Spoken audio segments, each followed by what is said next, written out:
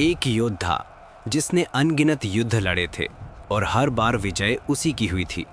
बड़े बड़े महारथी उसके सामने हथियार डाल देते थे। युद्ध जीतना उसके लिए कला नहीं, उसका स्वभाव बन चुका था। एक दिन वो अपनी सेना के साथ एक समृद्ध राज्य पर आक्रमण करने पहुंचा। जैसे ही इस बात की खबर उस राज्य के राजा को लगी, उसके चेहरे का रंग उड़ गया।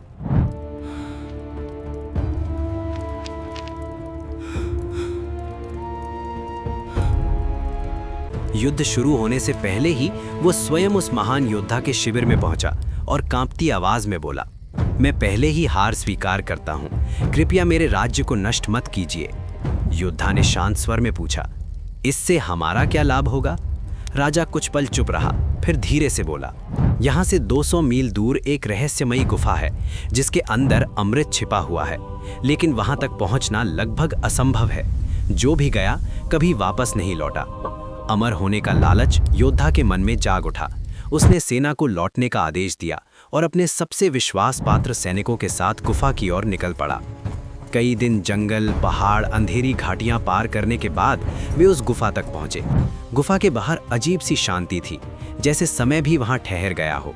गुफा के अंदर प्रवेश करते ही घना अंधेरा, सन्नाटा और मौत जैसी ठंडी हवा।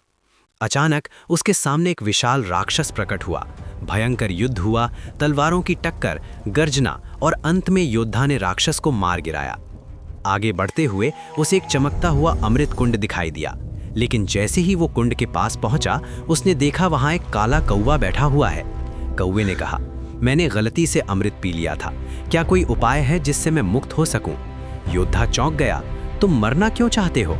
कौवे की आवाज भारी हो गई, हजारों साल से मैं इसी रूप में हूं, मेरे सभी साथी मर गए, मैंने दुनिया को बदलते देखा, लेकिन मेरा जीवन वहीं का वहीं रह गया।